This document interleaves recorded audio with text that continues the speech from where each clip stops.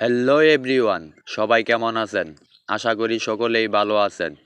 আগামীকাল 2 তারিখ বাংলাদেশ সময় রাত 9টায় 3 ম্যাচের টি-20 সিরিজের প্রথম ম্যাচে মুখোমুখি হবে বাংলাদেশ বনাম আফগানিস্তান। এশিয়া কাপ ব্যর্থ হবার পরেই আবারও টি-20 সিরিজ দিয়ে ক্রিকেটে ফিরছে টাইগাররা। বাংলাদেশ বনাম আফগানিস্তান সিরিজে এক নজরে বাংলাদেশের স্কোয়াডটা দেখে নেওয়া যাক। ওপেনার ব্যাটার হিসাবে রয়েছে তানজিদ হাসান তামিম, সাইফ হাসান, সৌম্য সরকার, পারভেজ হোসেন ইমন। উইকেট কিপার ও অধিনায়ক হিসাবে রয়েছে জাকির আলী অনিক, নুরুল হাসান সোহান।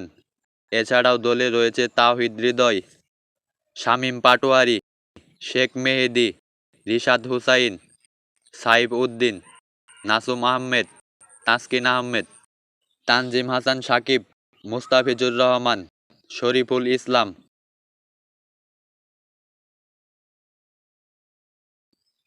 এক নজরে দেখে নেওয়া যাক আফগানিস্তানের টি-20 স্কোয়াড।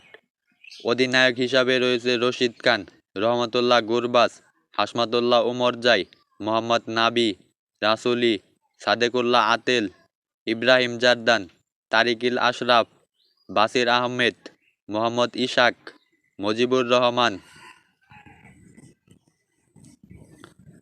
ফরিদ ইসলাম মালিক, নূর আহমেদ, আবদুল্লাহ। বাংলাদেশের অধিনায়ক জাকির আলী অনিককে নিয়ে একটু কথা বলতে চাই। এশিয়া কাপে 6টা ম্যাচ খেলছে, 68টা বল মোকাবেলা করে একটা ছক্কা মারতেও পারে নাই। আবার সেই জাকির আলী হলো বাংলাদেশের ক্যাপ্টেন। এটা কি বাংলাদেশ বলেই সম্ভব? দলে অভিজ্ঞ খেলোয়াড় তাসকিন ও মুস্তাফিজ থাকতে জাকির আলী অনিক ক্যাপ্টেন কিভাবে হয়? এটা কি বাংলাদেশ বলেই সম্ভব?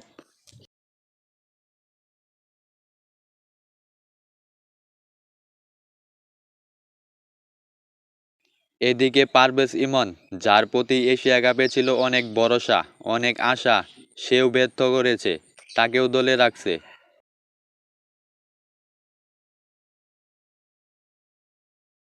এদিকে পারভেজ ইমন, যার প্রতি এশিয়া কাপে ছিল অনেক ভরসা, অনেক আশা, সেও ব্যর্থ হয়েছে, তাকেও দলে রাখছে। এদিকে পারফর্ম করার পরেও একটা সুযোগ পাচ্ছে না সাব্বির রহমান। টি-20 ফরম্যাটে এনসিএল লিগে দারুণভাবে পারফর্ম করে যাচ্ছে সাব্বির রহমান, তবুও কারো নজরে পড়ছে না।